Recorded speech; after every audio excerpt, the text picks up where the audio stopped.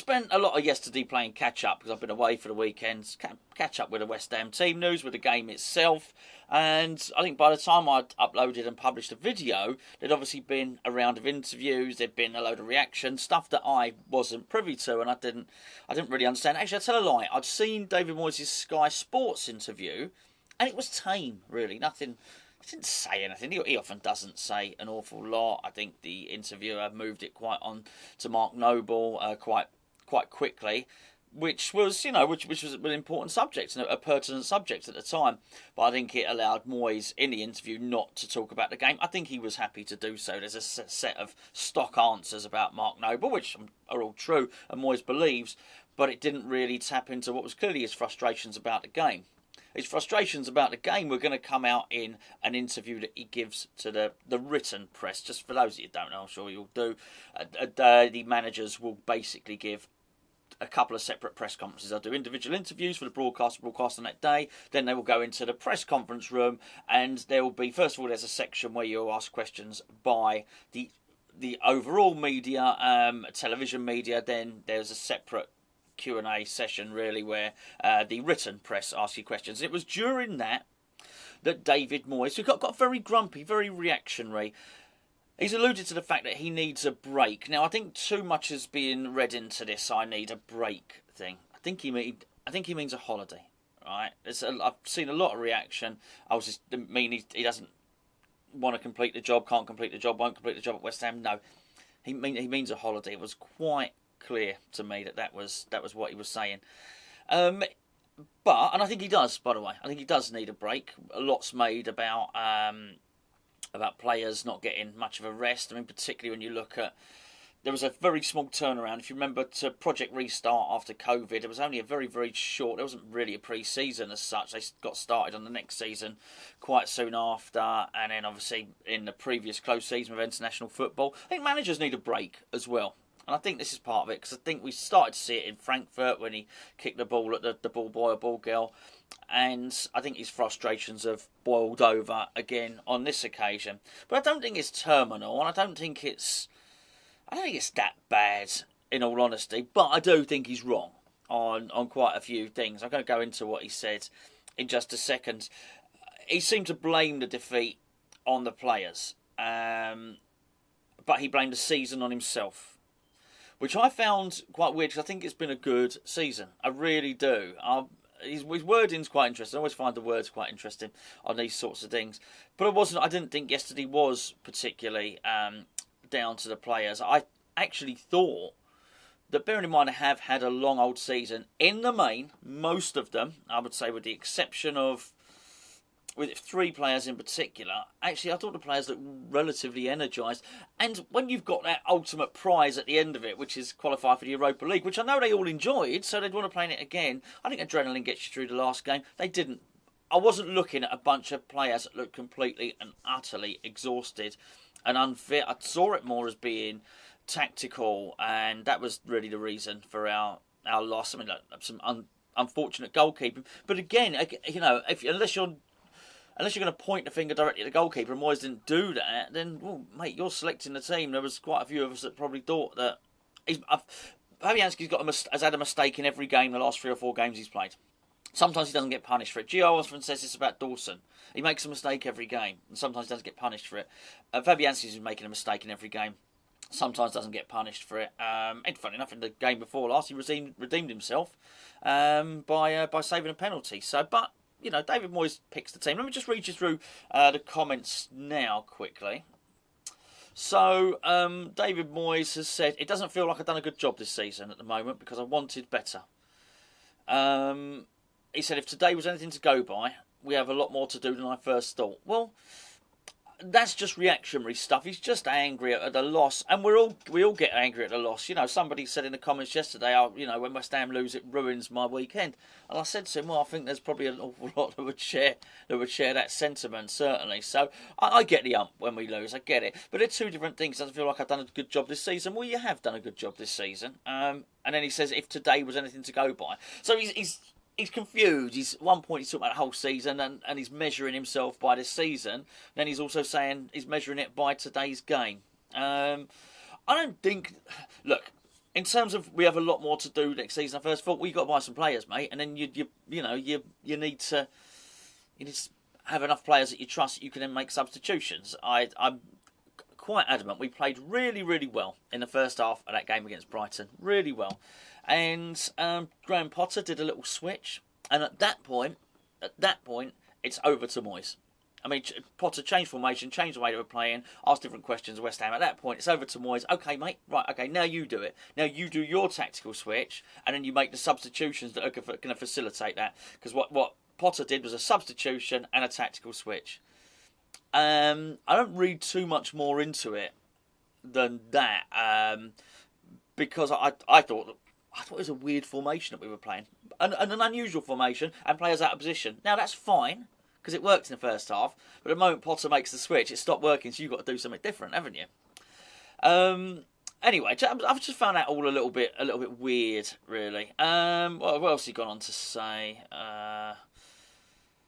He said we've been resilient, but we weren't resilient today. Again, I think that sort of tells a little bit of a lie on this one, really, because it actually doesn't tell a lie. It suggests something that I'm not particularly happy with, which is he's saying we went a goal up and then we didn't have the resilience to see it through. I don't want us just to go a goal up. You're always going to need a couple of goals against a team like Brighton attacking the way that they do. And if that's it, if that was the case of us going a goal up and we sit back and we're resilient, well, you're just inviting pressure on you. And against a team that have got a really good record against us, and against a manager who's done well on a personal level against Moyes, he's going to have to come up with something a little bit different there.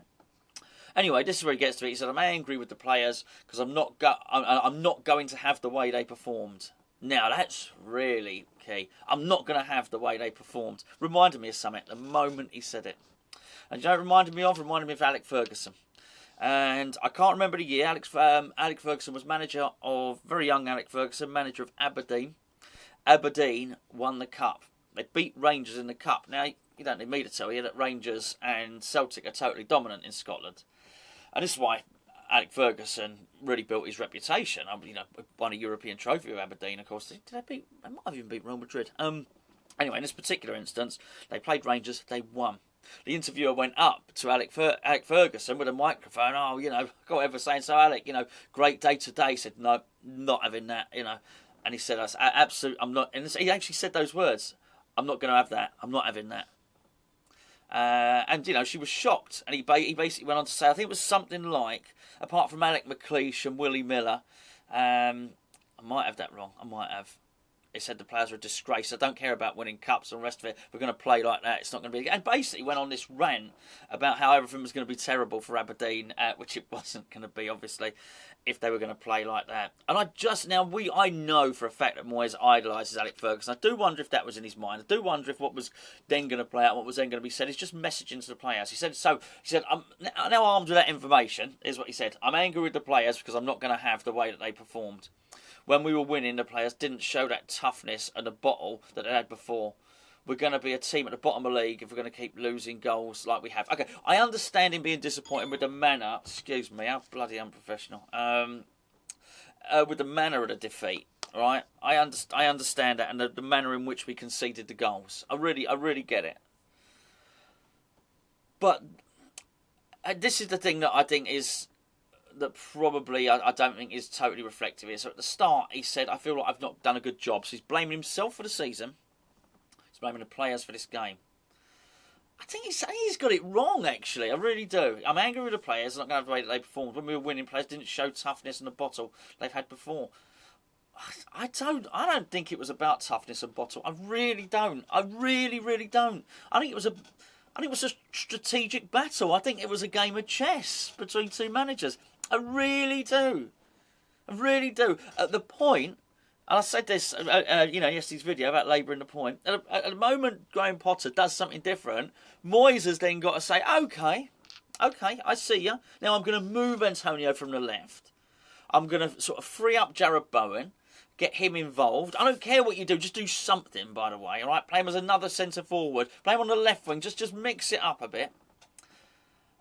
Get Fornals off. Fornals having a terrible game. You know, wasn't creating at all. Get him off. Do something, okay? But I don't think it was Bottle. I thought Fornals showed loads of Bottle in that game. It was just crap. I thought Souček showed loads of Bottle. He just knackered.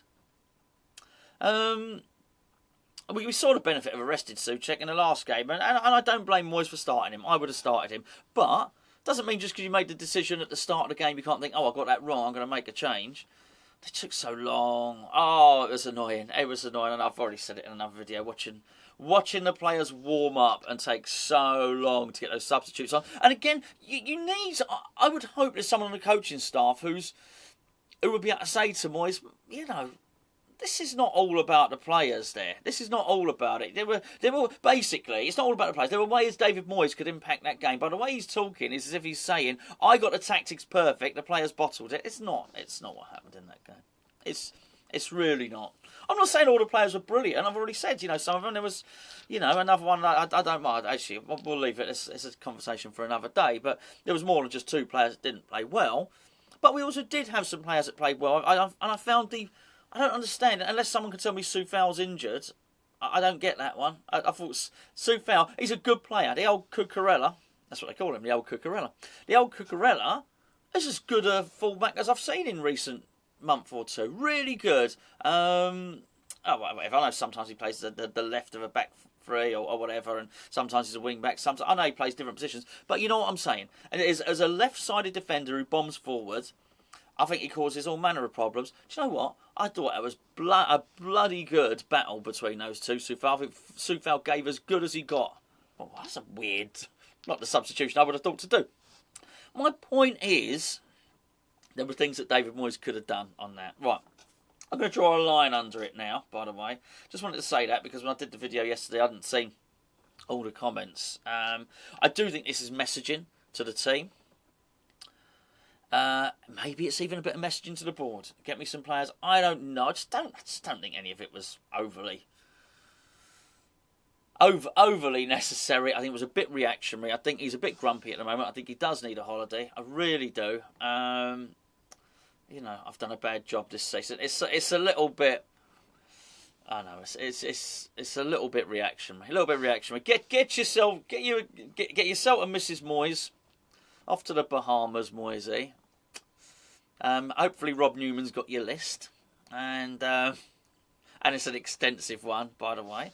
And by the time you get back, hopefully there'll be some players signed. Anyway, talking about players signed, I'll be back either later today or tomorrow with a transfer roundup, which I didn't really particularly want to muddy with this video.